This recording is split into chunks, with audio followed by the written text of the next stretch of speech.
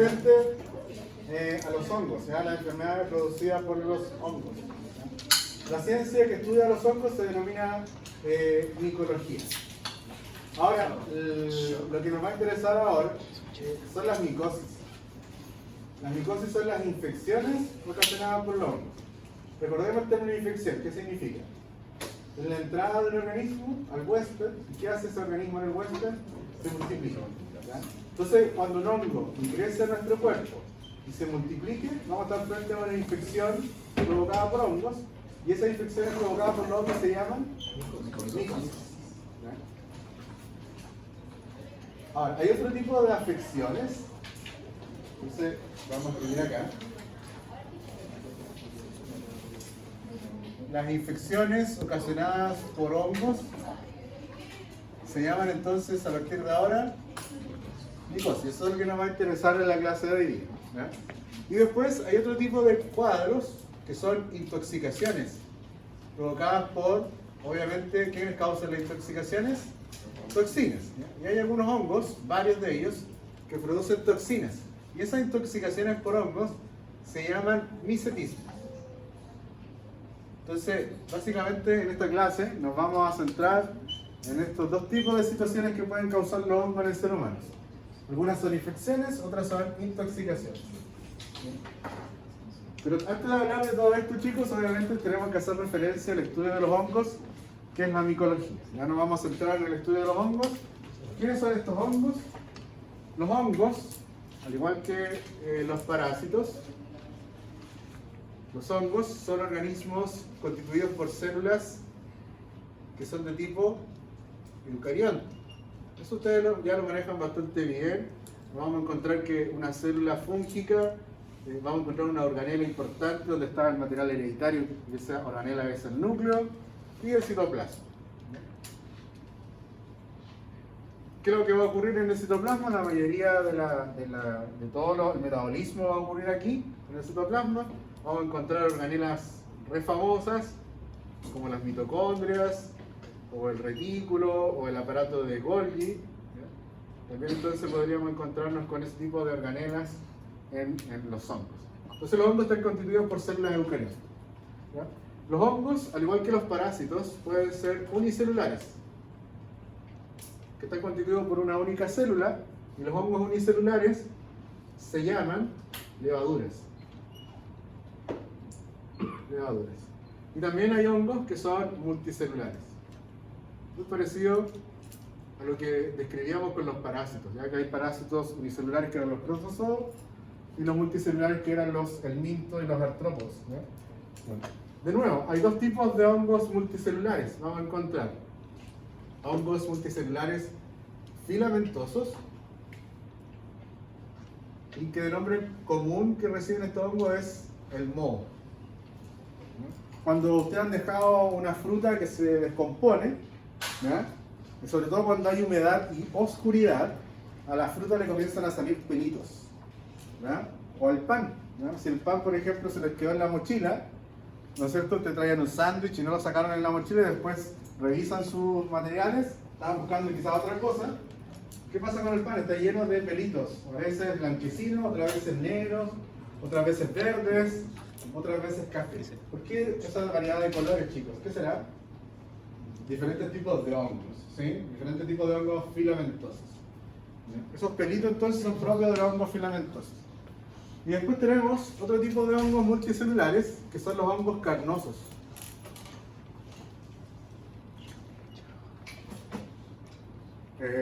Los champiñones, ¿no es cierto? El shiitake, ¿ya? Los hongos ostras, los hongos que parecen que son las casitas de los pitufos, ¿no es cierto? Estos con el cuerpo fructífero de color rojo, ¿ya?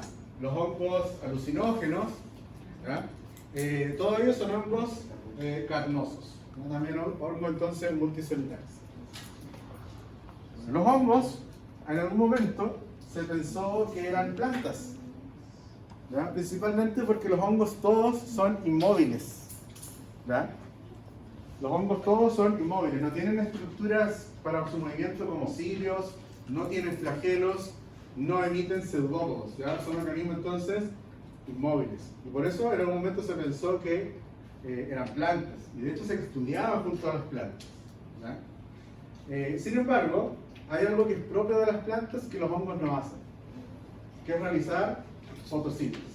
De tal manera que a partir de ese análisis, de entender que los hongos no hacían fotosíntesis, es que se hizo todo un reino aparte para los hongos, que es el reino fungi. Entonces se estudian por separado. Los hongos entonces no producen fotosíntesis. De hecho, los hongos se parecen un poco más a las bacterias. Se dice que los hongos son quimioheterótrofos.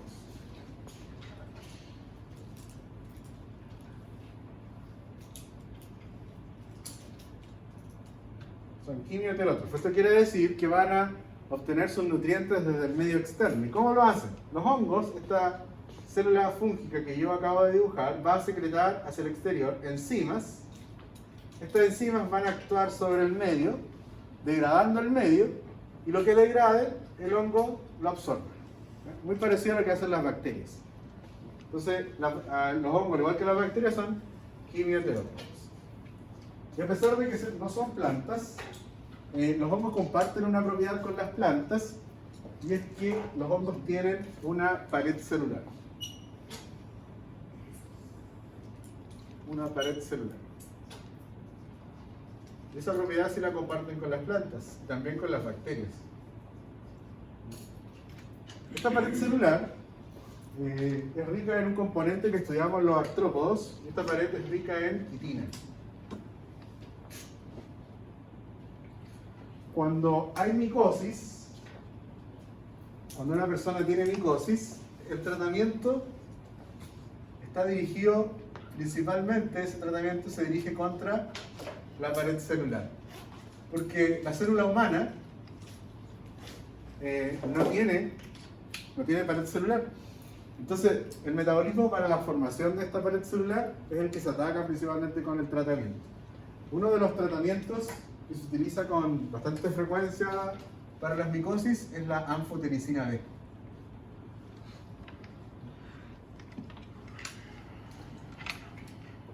Ahora, ¿cuál es el problema con los tratamientos? Si bien están dirigidos contra la pared celular, se interfiere con el metabolismo de una célula que es de qué tipo.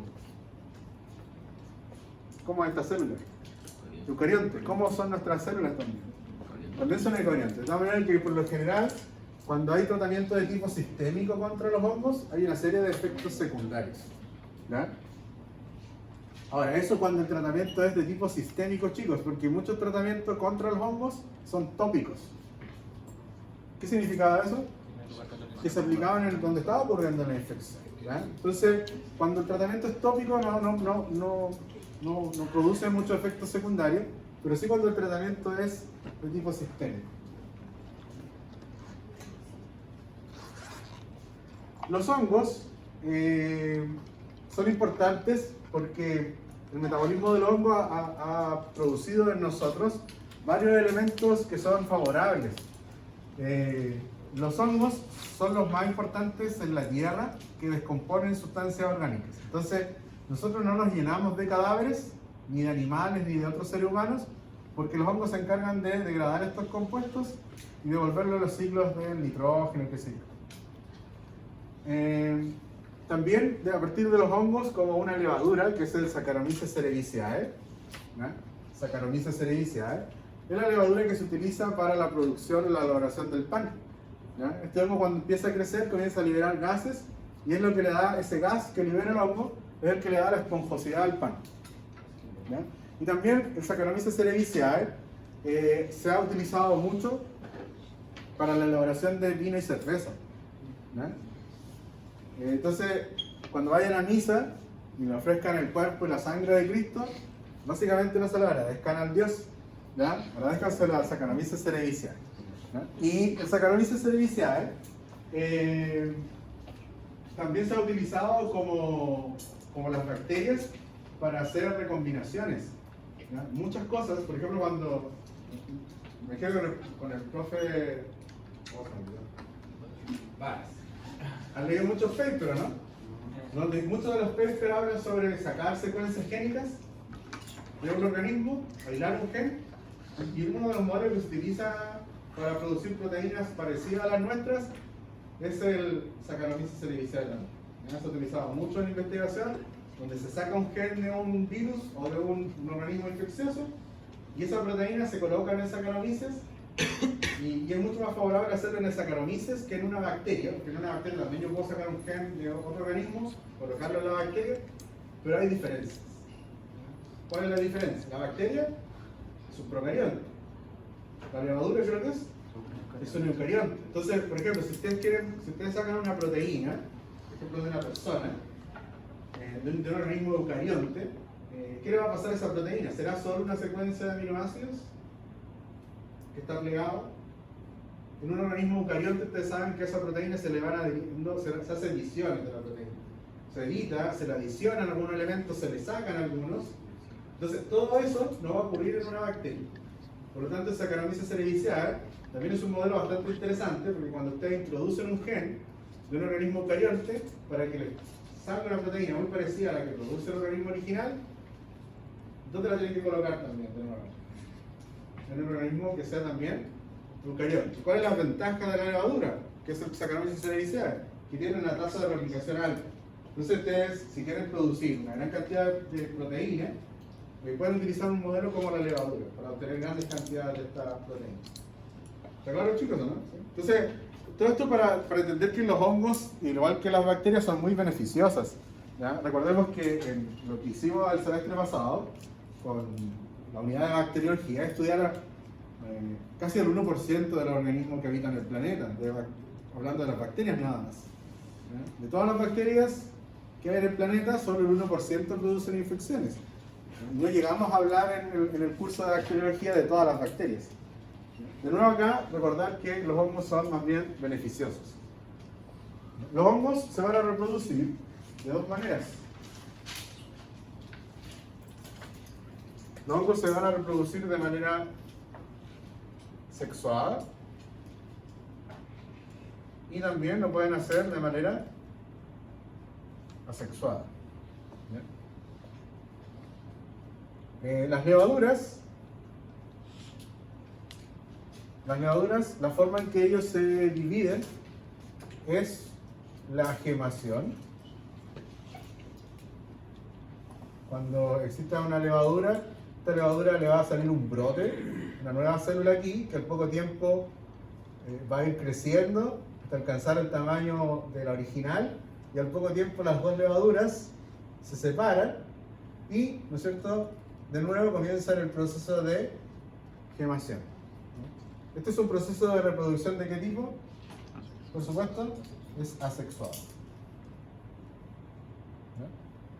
Ya hablamos entonces de la reproducción de las levaduras, que es esencialmente asexuado. ¿Cuáles son los hongos que nos quedan? Los hongos filamentosos y los hongos carnosos. Va a pasar que los hongos filamentosos y carnosos alternan la reproducción sexuada y asexuada. Entonces los hongos filamentosos pueden reproducirse en un momento de manera sexuada y en otro momento de manera asexuada, y así sucesivamente. Y esto ocurre tanto para los hongos que son filamentosos como para los hongos carnosos. ¿Ya? Van a ir alternando estos mecanismos de reproducción. Ya los vamos a ver. Bueno, se me olvidaba como de los beneficios que hemos obtenido del hongo, también mencionar lo de los antibióticos. ¿Ya? La mayoría de los componentes del antibiótico se han aislado de los hongos. Los hongos, algo interesante de ellos, siempre hago una introducción con respecto a la clase de los hongos. ¿Han visto Guerra Mundial Z? ¿La vieron o no? ¿Sí? ¿Alguien no la ha visto? Muy bien, está bien. Es una película muy mala.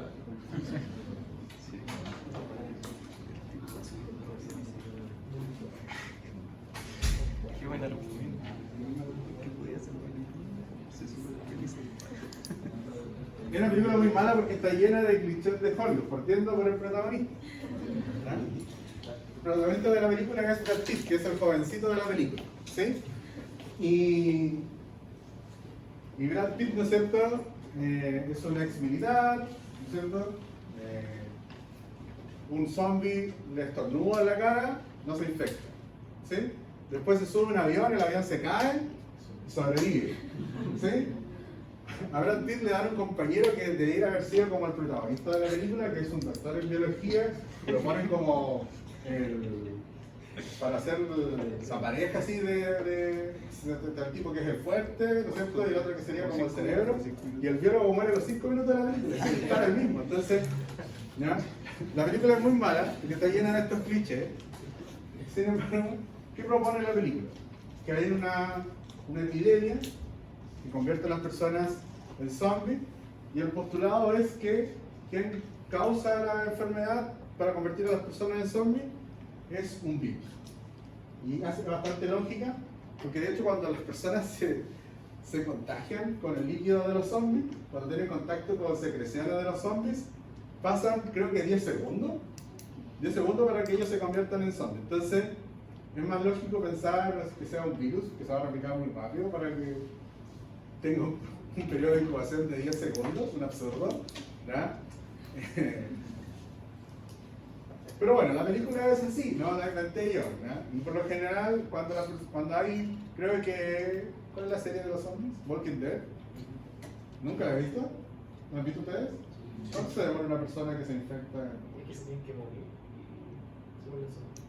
Ah, ya como que renacen como... Creo que es una cuestión en el aire, así como todo está infectado, así como uno se muere y se vuelve zombie. Igual son zombies una vida, igual son zombies como que pasa. Muere y renace. Claro. O sea, no, pero vive. A veces Si te mueres, ¿cómo te decís? O sea, ¿Por qué hago esta analogía con la Guerra Mundial Z, chicos? Porque efectivamente hay organismos que convierten a las personas en algo parecido a un zombie. ¿Ya? ¿Cuáles son estos virus, chicos? Que los vamos a ver en las siguientes clases. El virus de la rabia. ¿Ya? El virus de la rabia, si bien no mata a la persona para convertirla en zombie y está reviva, ¿ya? Sí provoca alteraciones en el sistema nervioso central. ¿Ya? Otro organismo que causa alteraciones en el sistema nervioso central es algo que estudiamos en este año, que es el toxoplasma. ¿Ya? ¿Qué hace el toxoplasma?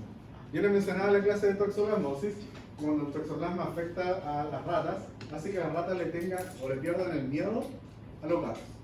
Entonces las ratas afectadas en su sistema nervioso central son presas fáciles para continuar el ciclo de vida de la toxoplasmosis en los gatos. ¿Y dónde más se ha visto que un huésped se altere y cambie su comportamiento? Es en las hormigas. ¿Ya? Las hormigas suelen ser infectadas por algunas especies de hongos. Estas hormigas, el hongo crece en el sistema nervioso de ellas y se comienzan a comportar de manera alterada. El resto de la colonia de las hormigas detecta este comportamiento errático y las aísla para que no infecte a las otras hormigas. Entonces, ¿qué hace el hongo con esta hormiga? El hongo modula el comportamiento de la hormiga y hace que la hormiga suba a una planta o a un árbol. La hormiga muerde la hoja del árbol y queda la mandíbula desencajada. De manera que la hormiga muere en ese momento y el hongo que estaba creciendo en el sistema nervioso de la hormiga, el cuerpo fructífero emerge desde la cabeza de la hormiga. Hay videos en YouTube que comprueban esto. Sale el cuerpo fructífero desde la cabeza de la hormiga. ¿Y para qué sale el cuerpo fructífero? Para liberar las esporas. Ahora, ¿cuál es la estrategia del hongo? Si el hongo hubiese liberado las esporas en la tierra, las esporas van a salir y van a caer en las zonas cercanas a donde sale el cuerpo fructífero. ¿Qué hizo el hongo con esta estrategia de infectar primero a la hormiga?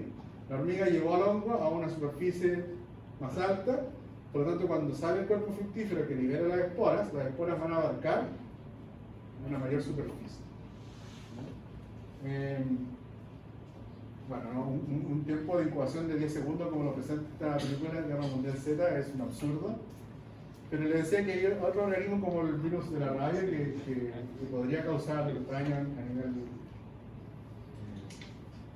del comportamiento de la física. Pero el tiempo de incubación del virus de la rabia es mucho más largo que 10 segundos. Bueno, la película igual tiene un desenlace que es interesante. ¿Ya? Para las personas que no... Bueno, Javier se fue justo, no la vamos a spoilear. El desenlace es que... ¿se acuerdan tal vez?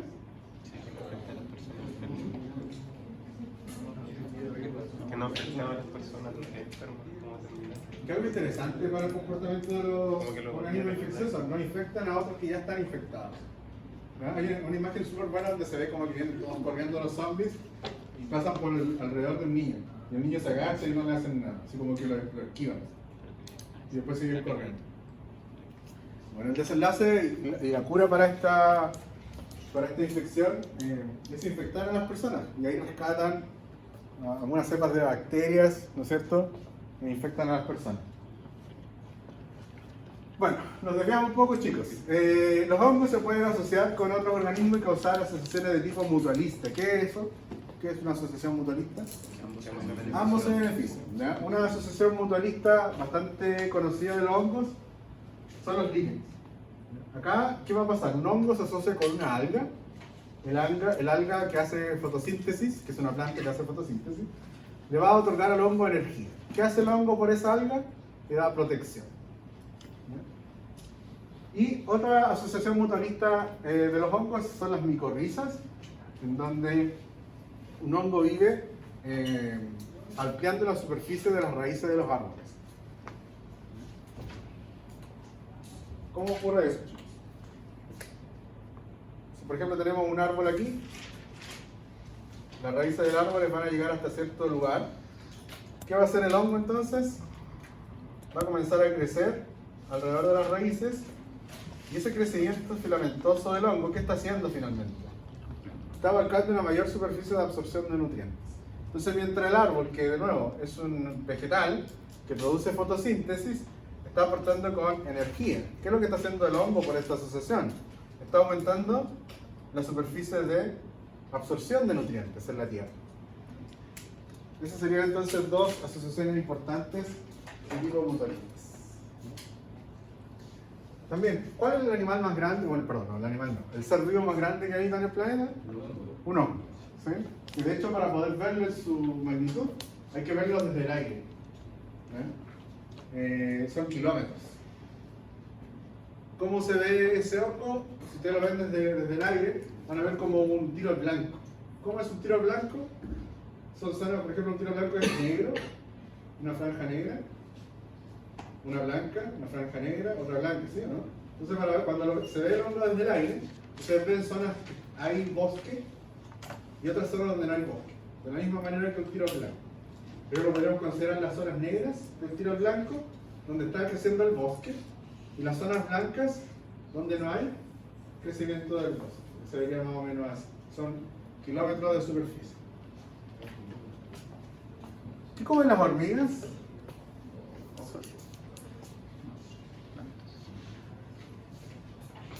¿Qué comen las hormigas?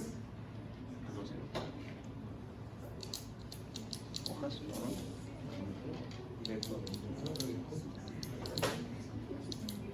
¿Han visto que las hormigas, algunas especies de hormigas llevan en filita trocitos de hojas?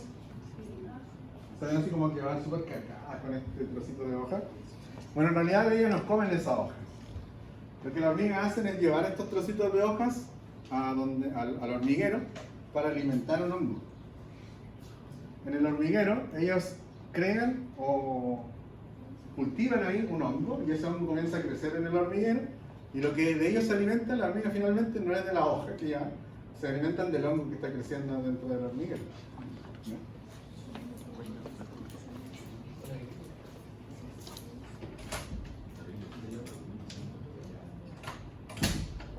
Vamos a hablar ahora de las intoxicaciones causadas por los hongos, que son el micetismo gastrointestinal y el micetismo nervioso. Las intoxicaciones intestinales, entonces se conoce como micetismo gastrointestinal, y hay varias especies de hongos carnosos que la producen. Tenemos las especies de amanitas,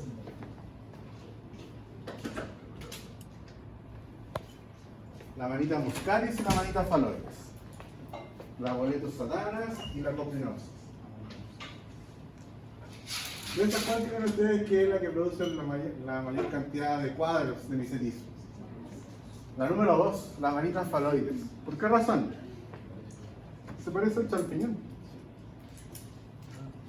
muchas personas que han sufrido de mesenterismo gastrointestinal ocurre porque salen a hacer algunos senderos, por ejemplo, se encuentran con la manita faloide y dicen, oh, champiñón, llegan a la casa, lo preparan como ensalada o hacen un guiso y tienen después una intoxicación por las toxinas producidas por el hongo. En los seres vivos, los colores rojos, vistosos, están indicando qué cosa creen ustedes. Veneno, ¿no? La presencia de veneno. Entonces, si ustedes se encuentran con una manita muscal y se ve bien difícil, a lo mejor le van a sacar fotos porque es bonito y todo lo demás. Pero es raro ya que con ese color sea tentador para comerlo, ¿no? Ahora, ¿por qué estos hongos producen estas toxinas? Para defenderse de predadores, ¿no? Como les decía, las personas preparan ensaladas con esta manita faloide normalmente. Han habido varios casos acá en Chile. Personas que mueren o son prioridad para el trasplante de hígado, porque las toxinas se dirigen principalmente a los órganos que filtran la sangre, ¿no? El hígado y los riñones en estos casos.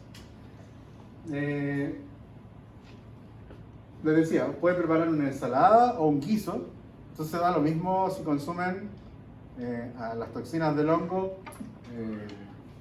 crudas o cocinadas, la toxina prevalece. En cualquier caso puede ocurrir la intoxicación.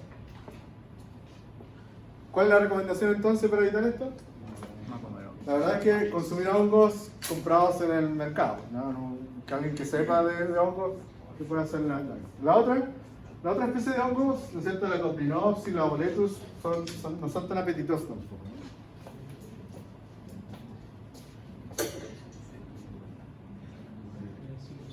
El otro tipo de misetismo es el misetismo nervioso. Aquí están las especies de hongos alucinógenos. Probablemente algunos de ustedes lo conocen. Las especies de psilocibes. Las toxinas provocan bloqueo de algunos receptores neuronales y con eso, ¿no es cierto?, provocan alteraciones. Y aparecen los viajes, ¿no es cierto?, estos viajes astrales que hacen las personas por el consumo de hongos. De nuevo, pueden ser consumidos crudos o cocinados, no sé. ¿Alguien ha consumido hongo que pueda relatar su experiencia? ¿Qué? Sabía que me tenía que poner por eso.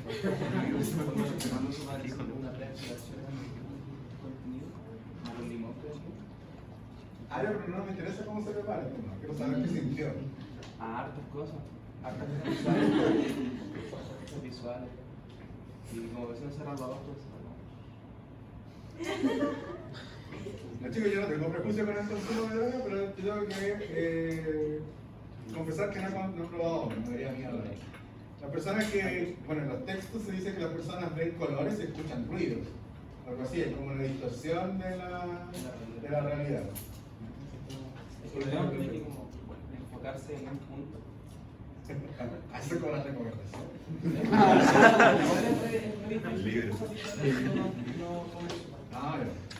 Uno tiene que limitarse a un punto y el punto particular no te va a hacer nada, pero alrededor del punto empiezan a hacer otras cosas que se mueven, no se enrollan las cosas.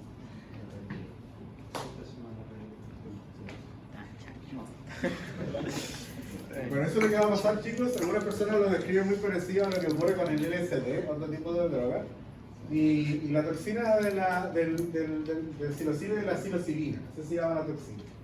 Y tanto el LSD como la psilocibina en este momento están siendo estudiadas para que estas drogas tengan usos de tipo medicinal. En internet ya andan circulando algunos videos que muestran la activación que provocan estas drogas, tanto la psilocibina como el LSD.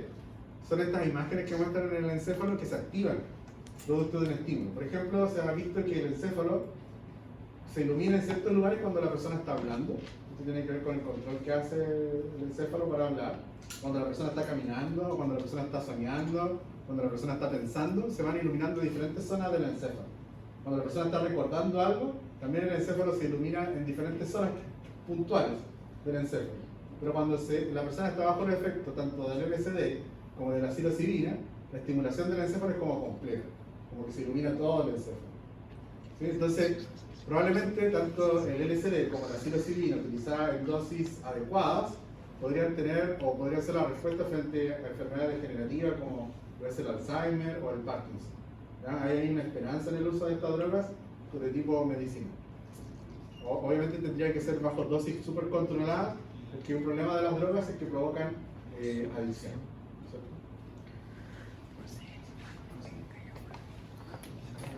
Bueno, chicos, si una persona se intoxica con un misetismo gastrointestinal, van a aparecer síntomas que lo van a llevar a acudir a un médico. Ahora, en el caso del misetismo nervioso, la persona lo hizo conscientemente. Estaba buscando tener el efecto del misetismo nervioso. Sin embargo, hay personas que consumen estos hongos del género psilocibe para tener estas alucinaciones, y sin embargo también esas personas podrían tener al mismo tiempo una intoxicación gastrointestinal. Hay que tener cuidado. Entonces, bajo esas circunstancias, la persona podría llegar o acudir a donde ustedes, porque nadie va a llegar a recibir atención médica si ella estaba consciente de que estaba buscando tener la alucinación. Pero si comienza a tener otro tipo de síntomas, probablemente sí va a llegar a ustedes. Y ahí hay que ser cautos, chicos, porque la persona va a estar en pleno viaje y ustedes van a tener que atender la situación del misetismo gastrointestinal. Y va a ser difícil que les dé algunas indicaciones a ustedes. También estos hongos han sido utilizados por algunos chamanes, ¿ya?, de varias culturas, sobre todo prehispánicas. Lo que me lleva a pensar que probablemente la existencia de Dios no sea más que la volada de alguna de estas personas, ¿no es cierto? Los hongos tienen varias estructuras, los filamentosos y los carnosos. Los hongos multicelulares vamos a identificar dos tipos de estructuras importantes que son la hifa aérea, donde está el cuerpo fructífero. Y le dice que el cuerpo fructífero es el que emerge desde la tierra para la producción de las esporas. Y por otro lado tenemos la hifa vegetativa, ¿ya?, que se va a comportar esta hifa vegetativa como las raíces de las plantas, ¿ya?, para adquirir algunos nutrientes desde el suelo. Ya, ahora hemos mencionado las esporas. ¿Ya? Las esporas son, a diferencia de la espora bacteriana, ¿qué es lo que era la espora de la bacteria? Una forma de resistencia. Las esporas de los hongos son formas de reproducción. Cuando un hongo produce esporas, fíjense acá, en el cuerpo fructífero del hongo, se liberan las esporas se producen por mitosis. ¿Ya? Por mitosis. De tal manera que una espora lleva la misma información hereditaria del resto de las células del hongo. Por lo tanto, ¿qué tipo de reproducción sería esta? ¿Sexuada o asexuada? Es una reproducción asexuada. Yo les decía que los hongos filamentosos y carnosos intercalan reproducción sexuada con una asexuada. ¿Quién está involucrada en la reproducción asexuada de estos hongos? Entonces, las esporas. Que no son mecanismos de resistencia, chicos, por si acaso. Ojo ahí. Cuando una espora cae al suelo, ¿ya?, o a un medio de cultivo, esta espora comienza a replicarse, comienza a hacer mitosis, y la unión de varias células fúngicas en estos hongos filamentosos y carnosos van a formar lo que se conoce como una hifa, ¿ya?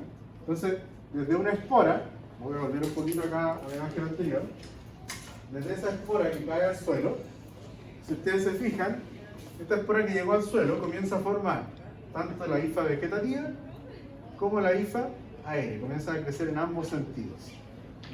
Por ejemplo, cuando ustedes han visto frutas que tienen hongos, muchas personas dicen, ya esta fruta está mala, pero le sacan la parte del moho y se comen el resto de la fruta. ¿Será correcto hacer eso, chicos?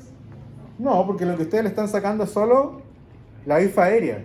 Y no están viendo hasta dónde llega, no están viendo las dimensiones de la hifa vegetativa, ¿ya?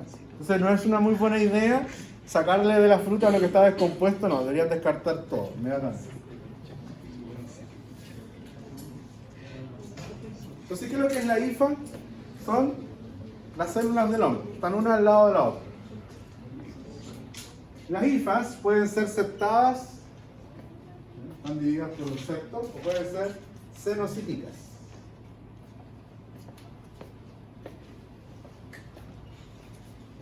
Entonces, una IFA puede ser septada o cenocítica.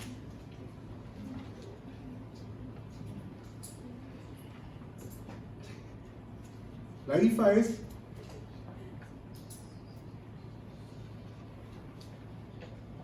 estaría constituida por la unión de estas células, ¿sí o no? Todas estas células son ¿de qué tipo? Eucariontes. ¿Qué significa que una IFA sea septada? Significa que hay una célula separada con la otra por un septo y este septo es incompleto. ¿Ya? Hay acá parte de esa membrana plasmática que no llega a dividir completamente las células. Entonces aparece el famoso septo. Entonces, ¿qué es lo que sería una IFA cenocítica? Son esas IFA en donde no se desarrolla el septo incompleto. Entonces, esto es una masa de citoplasma, si ustedes se fijan. Acá habría otra célula, acá también habría otra célula, donde no hay septo. Entonces, esto es una masa citoplasmática, si ustedes se fijan, los núcleos están moviéndose hacia diferentes lados, la organela citoplasmática también, están libres. ¿Qué va a pasar con las septadas? ¿Qué característica tiene el septo? Es incompleto, por lo tanto, fíjense, ese núcleo que está aquí podría perfectamente movilizarse hacia las otras células. Por ejemplo, en una IFA septada, perfectamente podríamos encontrar que una de las células tiene 3 núcleos. No es porque esté en división, ¿a qué se debe? A que se movilizaron de una célula a otra.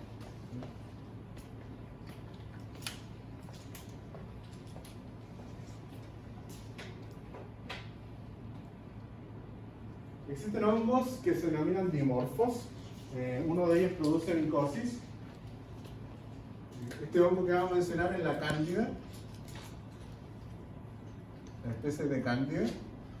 Y las cándidas, para ser un hongo dimorfo, significa que en algún momento pueden vivir como levaduras. ¿Qué significa eso? Que es unicelular. O la cándida, en ciertas condiciones, crecer como hongo filamentoso, vale decir un hongo multicelular. El ejemplo más fácil de entender del hongo dimorfo es el que le decían de la cándida.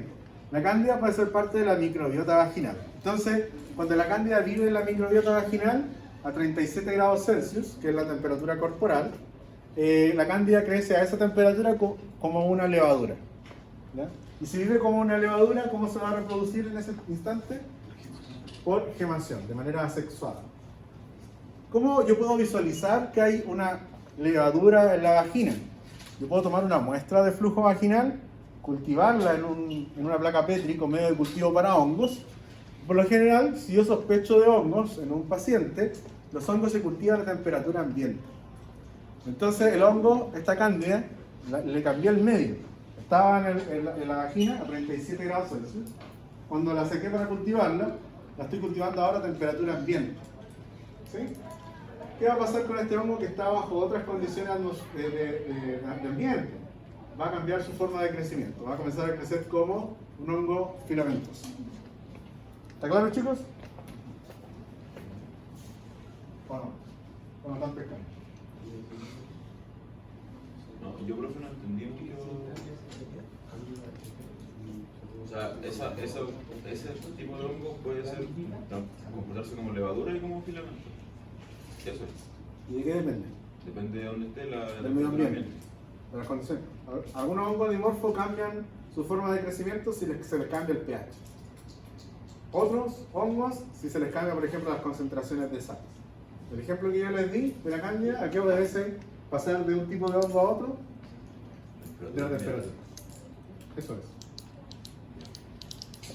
Creo que cuando se hace el pan, ¿qué significa el término lugar o levar? ¿Y qué hace el levar? ¿Qué hace? Nunca había escuchado eso, no tengo ni idea. Se calienta la cosa como que la papa. Se calienta. Como hace la papa. Como que sube. Pero por ejemplo, la levadura cuando ustedes la compran, no sé si tiene que ver con el término, yo conozco el término relacionado, no me puedo ayudar. Pero para conocer un poco lo que la consulta, que la levadura vienen como granitos, ¿no es cierto? Ahí vienen varias levaduras. Entonces usted para activar esa levadura tiene que dar la temperatura adecuada para que se comience a activarla, ¿no es cierto? Por lo general, la recomendación es que ponga usted agua tibia para eso. No caliente, no puede ser agua hervida, porque si no usted con el agua hervida va a matar a la levadura. Tiene que ser agua tibia. Eso permite que la levadura vuelva a crecer. Entonces la masa se deja ahí un rato. Entonces usted podría tener una cantidad ocupada, un espacio ocupado por la masa, pero una vez que ocurre esa activación, la masa comienza a subir, ¿no es cierto? Eso tiene que ver con que la levadura está liberando gases. Y eso hace que crezca la masa. Pero no sé, desconozco el tema. Por eso No había escuchado toda esa información. Además que me la pregunta de la PA. Sí, yo soy la PA.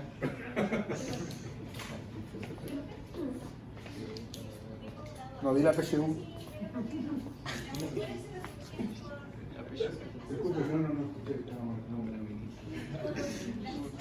Sí. Sí. No llegaba a esa parte de la clase. No llegaba a esa parte de la clase. Ya chicos, las esporas se producen en este cuerpo fructífero. ¿Ya? Algunos cuerpos fructíferos, tienen a las esporas libres. ¿Ya? Esas esporas, solo para confundir un poco los términos en micología, se llaman conidios. ¿Ya? Conidio es igual a espora, es lo mismo. Es una espora que está libre. Ahora, por ejemplo, el penicillium, el hongo del género penicillium, tiene este tipo de esporas libres, serían entonces conidios. Acá tenemos la levadura. Y la levadura, yo les decía que ¿qué es lo que hace la levadura? Hace un proceso de gemación. Y no sé por qué a los biólogos les gusta complicar las cosas. Acá tenemos una levadura en donde varias están haciendo el proceso de gemación. Es como que estuvieran formando como una especie de estructura acá estrellada. No sé si lo alcanzan a ver. Son varias levaduras que están todas al mismo tiempo haciendo gemación. Y por lo tanto se ve como que fuese una única estructura. Eso se denomina, o a cada gemación, se le denomina como blastoconidio. Creo que era un conidio. Una espora. Entonces, para hablar en los mismos términos de las levaduras, a la gemación acá se le conoce como un blastoconidio. Hay algunos hongos filamentosos que para generar las esporas, lo único que hacen es fragmentar la hifa. Entonces, cada fragmento de hifa se conoce como artrosporas. Fragmento de hifa, una artrospora. ¿Qué pasa con este fragmento si es una artrospora? Puede caer al suelo. ¿Y qué pasaba con el hongo cuando caía al suelo? Comenzaba a generar la hifa vegetativa y la hifa aérea nueva. Entonces, artrosporas. Y hay otros hongos, y esto ya no es complicado, chicos, que tienen a las esporas envueltas como en un saco. ¿Ya? Ese saco se conoce como esporangiospora o esporangio. Y dentro de ese esporangio están las esporas. ¿Sí? ¿Eso lo recubre, profe? Sí. Entonces, ese esporangio, este saquito que está lleno de esporas en su interior, ese saquito se tiene que romper. Cuando se rompe, ¿qué se libera? Las esporas. Ahora sí vamos a hablar de lo que preguntaba su compañero. Hay tres tipos de hongos, filamentosos y carnosos, que se podrían clasificar como hongos de tipo zigomicetos. Que fíjense, son los hongos que tienen las esporas ¿dónde? En un esporangio, en este saco. Después tenemos otro tipo de hongos, son los ascomicetos. Y fíjense, ¿cómo están las esporas aquí? Están libres. Ascomicetos. Y después tenemos a los hongos que son los basidiomicetos. ¿Quiénes serían? Los hongos de tipo carnoso.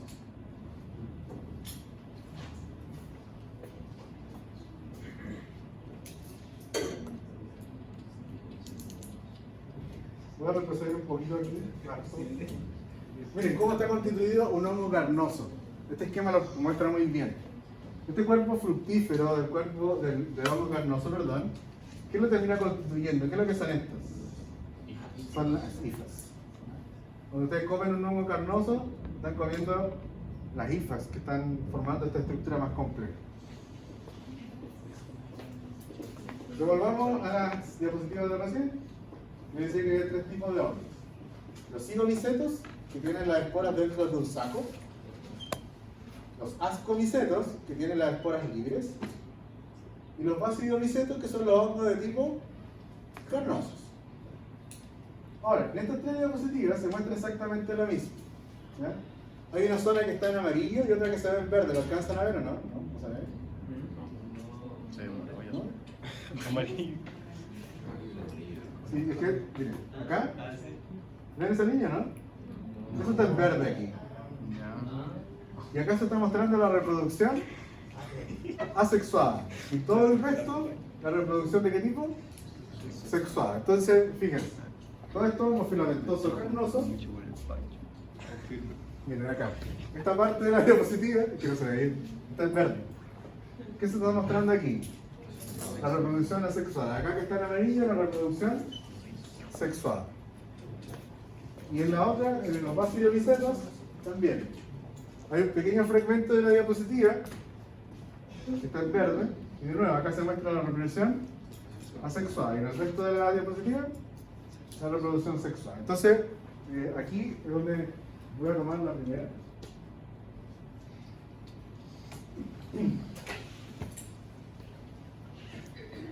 En la reproducción asexuada tiene que ver con las esporas. Fíjense, tenemos acá el cuerpo fructífero, o el esporangio, que se rompe y libera ¿qué cosa?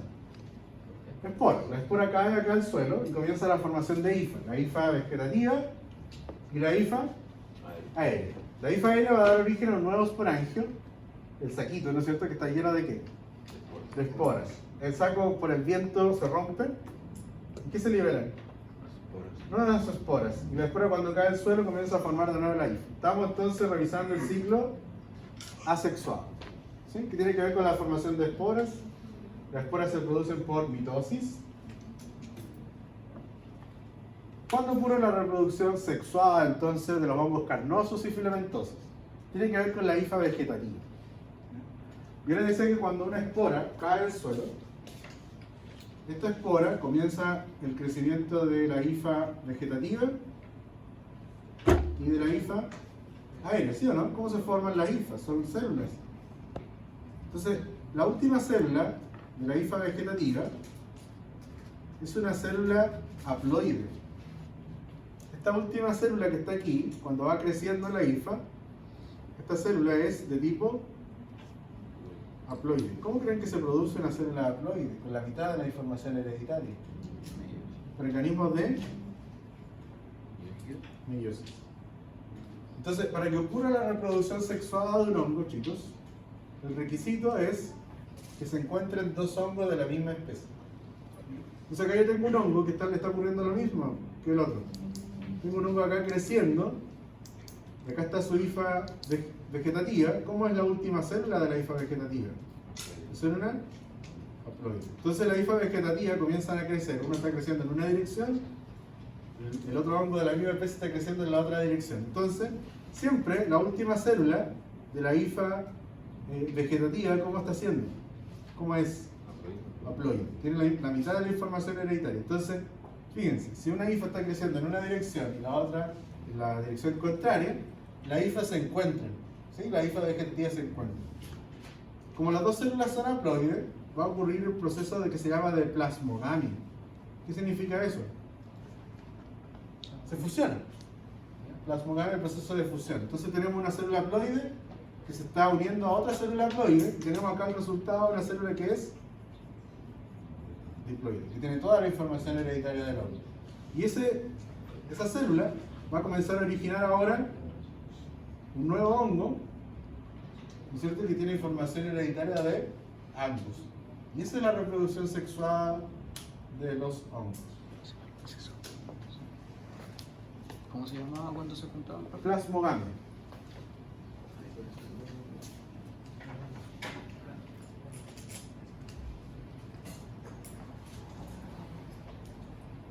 Ya chicos, ahora sí llegamos a la parte más importante de la clase, que son las micosis. ¿Qué es lo que eran las micosis? Las infecciones provocadas por los hongos. Estas micosis se pueden clasificar, tal como está escrito en la diapositiva: micosis superficiales, cutáneas, subcutáneas, sistémicas y oportunistas.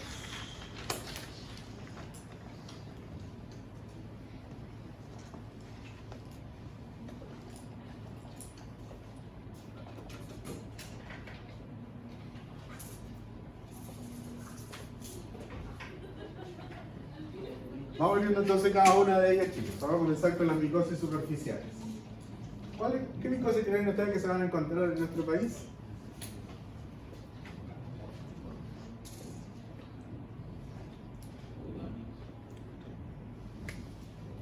Superficiales, algunas de ellas, sí, van a estar en el país. Las cutáneas. Y las subcutáneas y sistémicas, por lo general, son adquiridas fuera del país. ¿Ya? Las micosis subcutáneas y sistémicas están causadas por hongos que les gusta crecer en ambientes más bien de tipo tropicales. Esos hongos que producen infecciones subcutáneas y sistémicas no van a estar en nuestro país, porque refieren a estos tipos de ambientes donde hay bastantes lluvias y bastante humedad, y las temperaturas, ¿cómo son? Son más cálidas.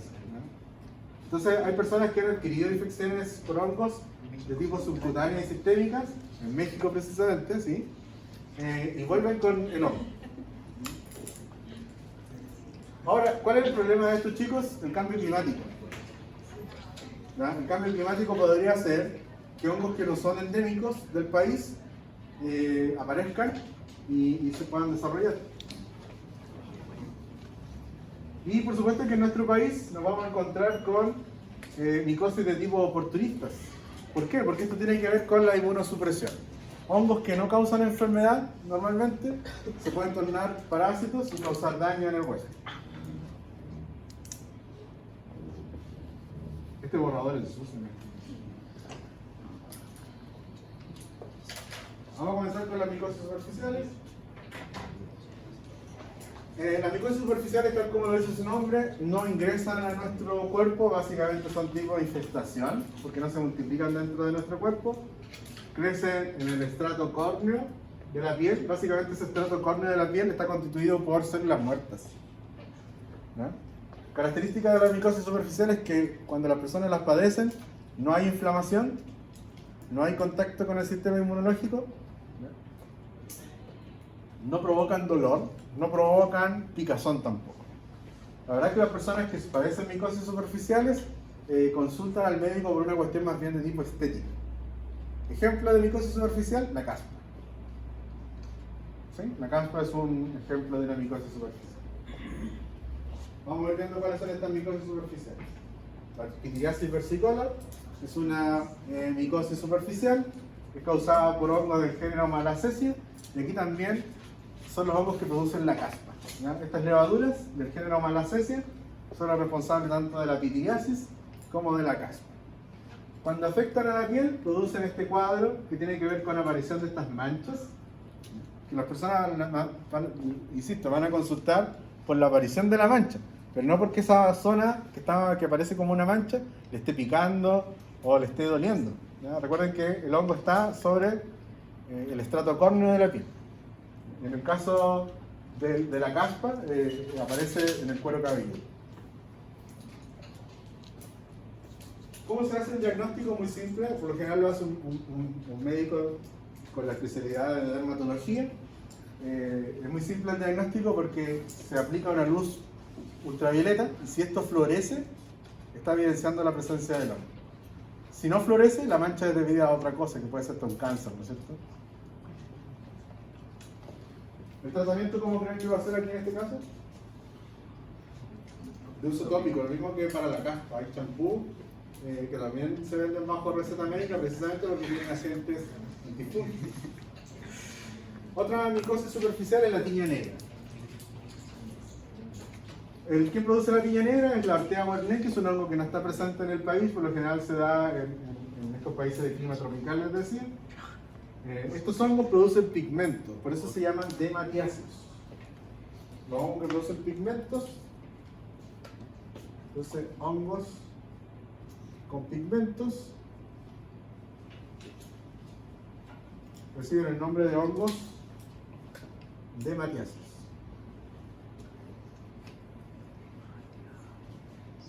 Y dentro de ella está la Ortea wernickeyi. No sé si se ve la mancha en la piel, en la palma de la mano de una persona. ¿Y esa mancha qué se debe entonces? A los pigmentos del propio hongo. Piña negra.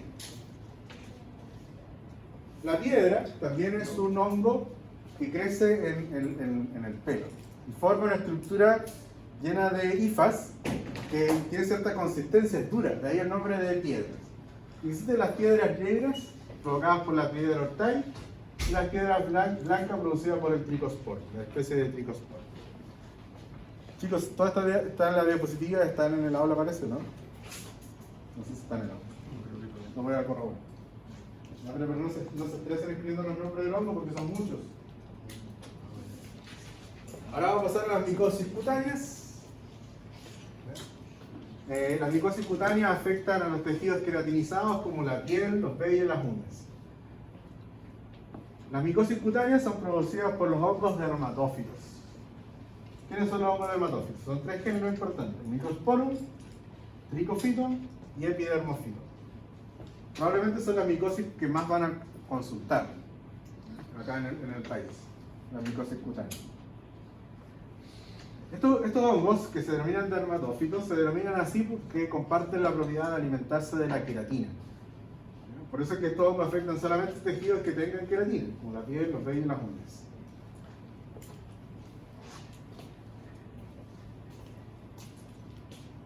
Para las micosis superficiales y cutáneas no es necesario que exista inmunosupresión. ¿Ya? Cualquier persona podría padecerlas. ¿Cuáles son las que tiene que haber inmunosupresión? Las oportunistas. Bueno. Dentro de la micosis cutánea están las tiñas. Y la tiña recibe diferentes nombres dependiendo de su localización. Vamos a encontrar la tiña corporis, que aparece en cualquier parte del cuerpo. Aquí estamos viendo una que está, no sé si se ve un brazo o una pierna, pero una extremidad claramente. ¿Qué pueden notar aquí?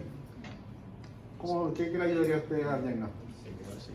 Resequedad. ¿Ya? Eso es un signo de que hay presencia de tiña. Ahora, esa resequedad está en toda la piel. Está como bien demarcada la zona donde está creciendo el hongo. ¿Se fijan o no? Eso es una evidencia de tiña. ¿Cómo vamos a diagnosticar esto, chicos? Con un bisturí. Nos vamos a tomar una biopsia, chicos. El bisturí tiene que estar estéril. Se va a raspar la zona de la piel. Se va a raspar, se van a tomar escamas de esa piel y se van a enviar al laboratorio. ¿Qué se va a hacer en el laboratorio? Primero, esas escamitas se tratan con hidróxido de sodio.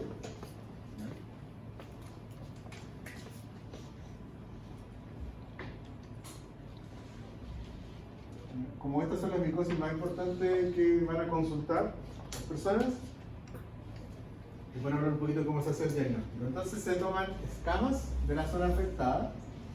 ¿Cómo se van a tomar estas escamas de la piel?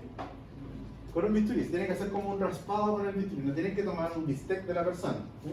Tienen que hacer un pequeño raspado de la zona afectada. Y esas escamas se recolectan en un portaobjeto, se envían al laboratorio. En el laboratorio vamos a hacer dos cosas con las escamas. Las vamos a observar al microscopio. Observación al microscopio.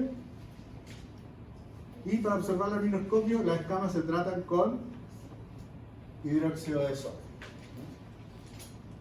Si son células de la piel, ustedes van a observar células epiteliales, como ya las han visto en algunas preparaciones.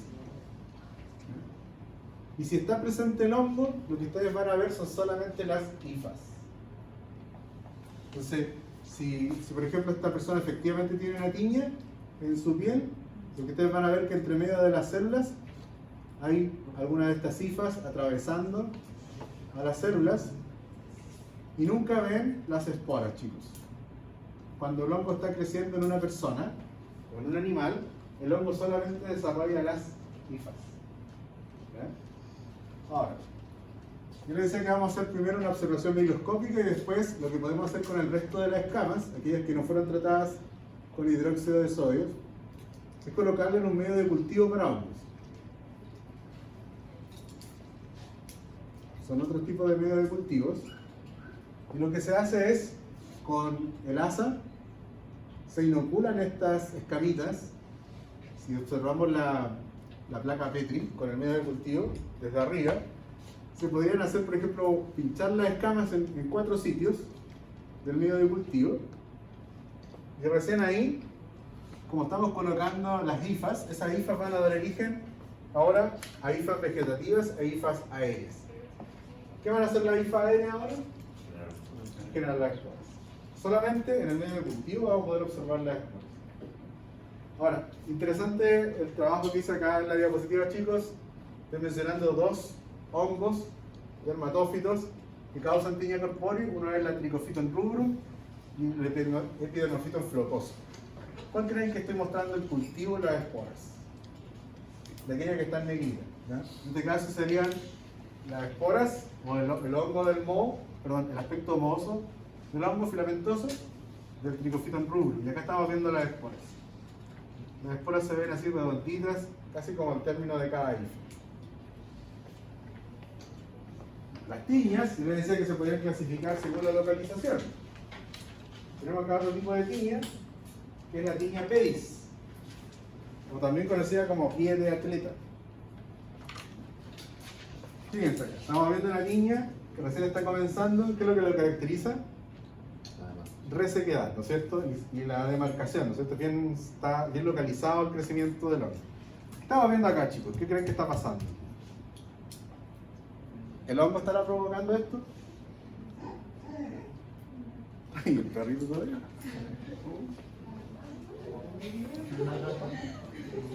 ¿Qué puede haber ocurrido después de la resequedad, chicos? Se forma una herida, ¿no es cierto? ¿Y qué pasa ahora? ¿Será que el hongo está causando esto con pus y todo lo demás? ¿Quién cree que está causando eso? Bacterias de la piel. ¿Eh? Estamos viendo una tiña pedis que tiene como una infección secundaria, una infección bacteriana. ¿Quiénes producen la tiña pedis o pie de atleta? Varias especies de hongos dermatófilos. Trichophyton rubrum, Trichophyton mentagrophytis, Epidermophyton flocoso. ¿Cuál es la espora y cuál es la hifa que estamos observando aquí? ¿De quién? Epidermophyton. Y ustedes se fijan, esta espora, que es muy bonita y grande, es igual a la que vimos recién. ¿Cuándo vamos a poder ver la espora? ¿De dónde la rescatamos? Del medio de cultivo. Porque ¿qué pasa aquí en el hongo? ¿Cómo está creciendo para hacer esto? Solo están creciendo las hifas. Para poder hacer el diagnóstico yo tengo que rescatarlo ¿de dónde? Del medio de cultivo. Otra localización, los genitales. Tiña cruris. Fíjense ahí, ¿cuál estamos viendo ahora? Al Trichophyton mentagrophytis. De nuevo, ¿son iguales las esporas? De hecho, la hifa acá se caracteriza por tener esta hifa en espiral. El Trichophyton mentagrophytis. Otro tipo de tiña. Tiña capitis. Fíjense en la espora de la tiña capitis, muy bonito. Se describe como si fuese un barco visto desde el aire. ¿Sí? Un barquito está flotando, ustedes están viendo desde arriba. Muy bonito. ¿Cuál es la espora que estamos viendo acá? La espora del Microsporum canis. ¿Por qué canis? Los perros. ¿No? Por lo general la tiña capitis es bastante frecuente en infantes. ¿Qué le va a pasar a los infantes que tengan tiña capitis? Fíjense, el hongo, ¿dónde está creciendo? En el cuero cabelludo. ¿Qué está pasando aquí? Resequedad, pero fíjense además, ¿qué pasa aquí? ¿Que sigue creciendo pelo? No, hay un pelón ahí. ¿Ya? Cuando hay resequedad. Chicos, los perros que tienen sarna, ¿cómo se van a ver? ¿Cuál es el aspecto que ellos tienen? Pierden el pelaje. ¿Ya? ¿Quién causa la sarna en los perros? Un ácaro. Que no es el Sarcoptes escaliae. El Sarcoptes escaliae es el ácaro que produce la sarna, ¿dónde? ¿En quién? En el ser humano. Entonces, la sarna de los perros no se puede transmitir a los seres humanos porque son estas sarnas huéspedes específicas. El ácaro que produce la sarna en el perro no puede producir la sarna en el ser humano. ¿Pero qué creen que le pasa a un perro que tenga tiña? ¿Qué le va a pasar? También va a perder el pelaje. ¿Qué causa la tiña en los perros? Un hongo. ¿Ese hongo se podrá transmitir al ser humano? Sí. Entonces cuando ustedes vean un perro que le falta pelaje, una de las opciones es que ese perro tenga sarna o que ese perro tenga tiña. Si es sarna, no me la va a transmitir. Si es el hongo, sí me lo puede transmitir. Se atreverían a tocar ese perro, ¿no es cierto? Sin las precauciones, si tiene pérdida de pelaje. No, porque ustedes no pueden. ¿Cuándo van a saber si es uno u otro agente? Solo a través del diagnóstico, entonces no tienen cómo saber. Los chicos que sufren de tinea capitis, por lo general, por una cuestión de hormonal probablemente, los chicos se recuperan. Puede ser que un infante que ha tenido contacto con los perros sufra varios episodios de tinea capitis, y sin embargo cuando los chicos pasan a la adolescencia, por este cambio hormonal, ya no se infectan más.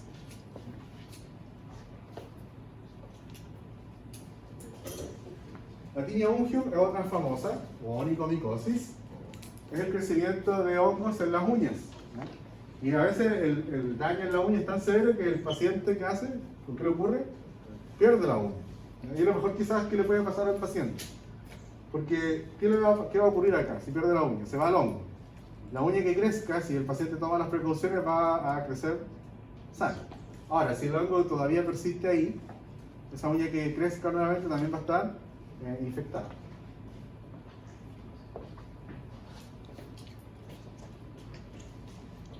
Vamos a pasar ahora a la micosis subcutánea. Yo les decía que los hongos que la ocasionan no están en nuestro país porque estos hongos van a preferir climas tropicales. Pero con una consulta, la primera micosis que vimos, la superficial, no era dolorosa ni. No. ¿Cómo eran las cutáneas? No tenía. Aquí sí ya puede haber inflamación. En la piel puede haber picazón también. ¿Sí? Porque sí va a haber contacto con el sistema inmunológico. Ahora vamos a las subcutáneas. Para que ingresen estos hongos, por lo general, son hongos ambientales que cuando hay una herida, la espora del hongo puede ingresar a nuestro cuerpo. El primero de los hongos es el Esporotris skenki. Por lo general está presente en el medio ambiente. Bueno, todos los hongos están en el medio ambiente. Pero este en particular están en la tierra y quienes padecen la esperotricosis son personas que tienen contacto con las rosas, ¿ya? Jardineros principalmente. La espora del hongo va a estar en la espina de la rosa, entonces cuando se dañen con la espina de la rosa, la espina provoca la herida y ahí ingresa la espora.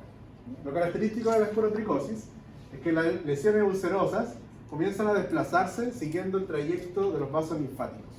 Entonces ustedes se fijan, todas estas lesiones ulcerosas van acompañando los vasos linfáticos.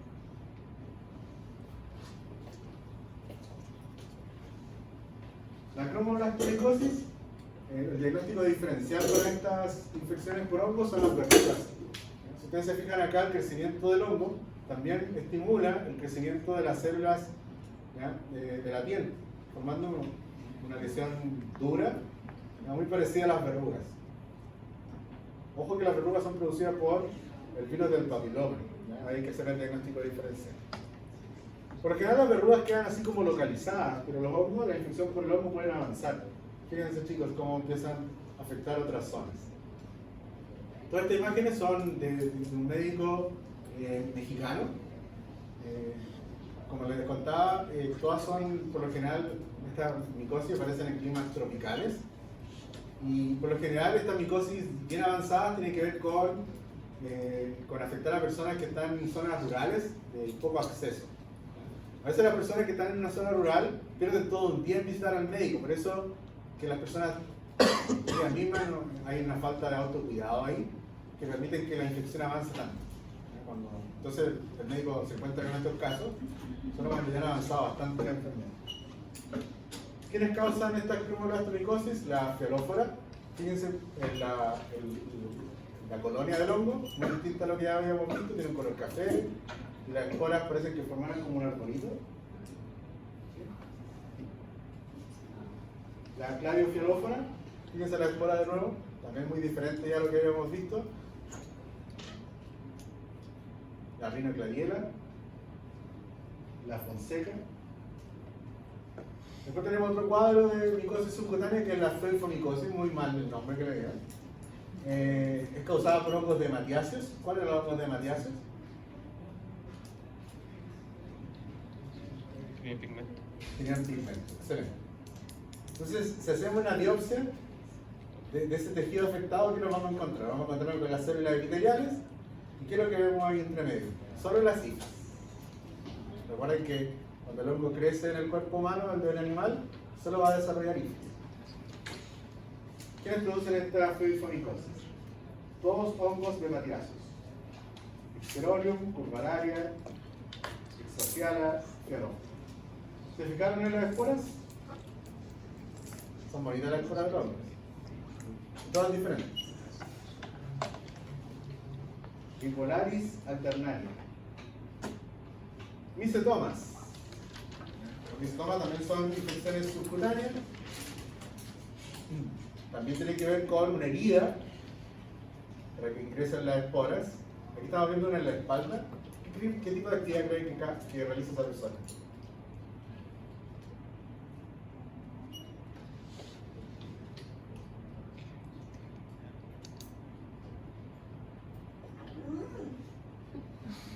Los perros saben, ¿no? Probablemente tiene que ver con ponerse un saco en la espalda. Eso provoca, ¿no es cierto?, una lesión en la espalda donde puede ingresar entonces la hemoglobina. ¿Qué produce los micetomas? Pseudolescherichia, Madurella, Acremonium, Exofiala. Ahora vamos a la micosis sistémica chicos. Hasta ahora, los hongos que hemos mencionado son ambientales, que en ciertas circunstancias ingresan ¿no es cierto?, a nuestro organismo. Las micosis sistémicas son causadas por hongos que siempre van a ser patógenos para nosotros. Aquí tenemos la coccidioidomicosis. Las esporas van a ser inhaladas. Por lo tanto, si son inhaladas, ¿por dónde están ingresando estas esporas? Están ingresando a nuestros pulmones. ¿Cómo creen que va a ser el primer cuadro que va a manifestar una persona? Un cuadro de tipo respiratorio. Por lo general se manifiesta como una especie de neumonía. Sin embargo, la micosis sistémica, tal como lo dice el nombre, ¿qué quiere decir sistémico? ¿Se quedarán solo en el pulmón? No, se van a desplazar, ya sea por la sangre o por la linfa. Van a llegar a otros sitios. Fíjense, ¿cómo es la neumonía acá en el caso de la histoplasmosis? ¿Cuáles son las zonas afectadas? ¿Las que se ven en negro o las que se ven en blanco en esta radiografía? Las que se ven en blanco, fíjense. Todas esas zonas son las que están afectadas. ¿Qué tipo de neumonía sería esta? Las neumonías que se decían que eran atípicas. ¿Sí? Porque la neumonía tradicional causada por bacterias afectaba a uno de los pulmones y a uno de los lóbulos. Acá estamos viendo que el daño se está produciendo en diferentes focos del pulmón.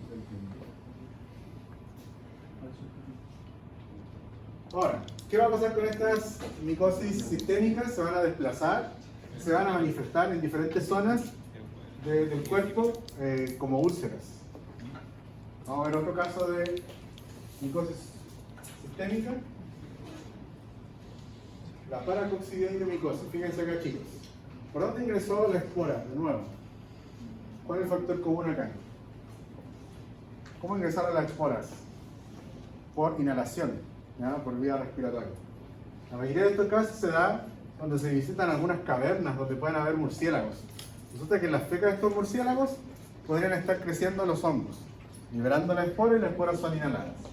¿Cómo se llegan a producir después del daño pulmonar a las lesiones ulcerosas en la piel? ¿Cómo llegaron ahí? Dos formas. Por la linfa o por la sangre. Fíjense acá, lesiones bastante severas. La autopsia, chicos. ¿Qué está siendo afectado acá? Los linfonodos inguinales, riñón, fíjense acá, pulmón, corazón, el paladar.